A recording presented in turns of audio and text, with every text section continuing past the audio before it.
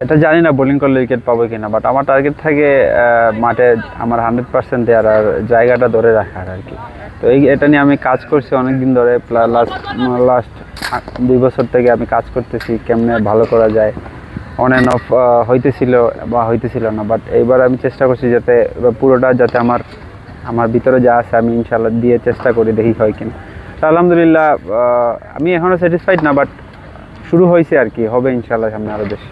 তো আমরা খুবই ব্যাকফুটে ছিলাম ফার্স্ট থেকেই, যে ফার্স্টে 4 উইকেট চলে গেছিলো, তারপরে আমিও আউট হয়ে গেছিলাম, পাটোয়ারি ফিনিশ করছে। তো এরকম ম্যাচগুলো জিতলে অবশ্যই টিমের মধ্যে যে বন্ডিং যে বিষয়টা আছে না, এটা আরও বাড়তে থাকে, আরও কনফিডেন্স বিল্ড আপ হয় সবাই সবার প্রতি। এটাই আমি ম্যাচ বাই ম্যাচ চিন্তা করি, দিন শেষে তো সবাই চায় যে নাম্বার 1-এ থাকতে, কিভাবে থাকা যায় এর চেষ্টা করতে। আমার চিন্তা থাকে ম্যাচ বাই ম্যাচ ভালো করে যাতে টিমকে একটা টপে নিয়ে যেতে পারে, সাথে আমার পারফরমেন্সটাও যাতে টপে থাকে। সবসময় তো ওরা মানে এক্সপেকটেশন তো থাকে যে ওরা ভালো খেলবে, কিন্তু হয়তো ওই দিন হয় নাই।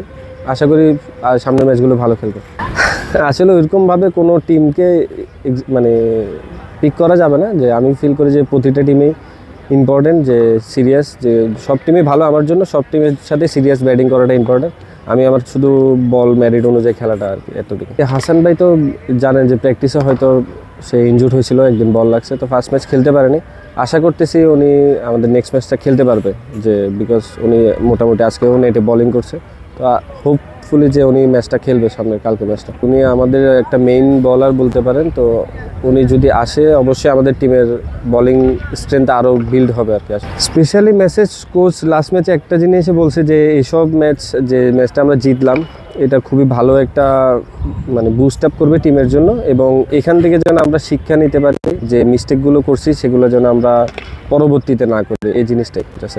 হাসান আমার অনেক ক্লোজ, অনেক দিন ধরেই আমার সাথে অনেক খেলাধুলা থেকে শুরু করে আমাদের সাথে সবসময় কন্টিনিউ কথা হয়, বোলিং নিয়ে কথা হয়, অন্যান্য বিষয় নিয়ে কথা হয়। তো আমার সাথে অনেক ক্লোজ। তো আমি বিশ্বাস করি ও সাদা বল লাল বল দুটা বলেই অনেক এফেক্টিভ বলার। তো আমার সাথে আমার পার্টনার হিসেবে পাওয়াটা অনেক ভাগ্যের আর কি। আমার কাছে খুব ভালো লাগে যেহেতু ও মাঠে থাকে, ও অনেক ফান করে, প্লাস বোলিংয়েও মনোযোগী, বোলিংয়েও হেল্প করে। লাস্টে যেমন বিপিএলে শরীফুল্লাহর আমি অনেক ডিসকাস করছি, এইবারও আমি হাসানের সাথে অনেক বেশি ডিসকাস করতে পারবো, এটাও আমার ভালো লাগে। যে কোনো টিমে একটা লেফট আর্ম পেস বোলার থাকা অনেক effective, but unfortunate last match খেলতে পারে না, হয়তো টিম কম্বিনেশনের কারণে। বাট আমার মনে হয় আমরা যে 4 জন আছি, 4 জনই অনেক কোয়ালিটিফুল বোলার। তো অবশ্যই ওদের জন্য শুভকামনা। ইরফানের জায়গাটা কাভার করে দিয়েছে সাব্বির।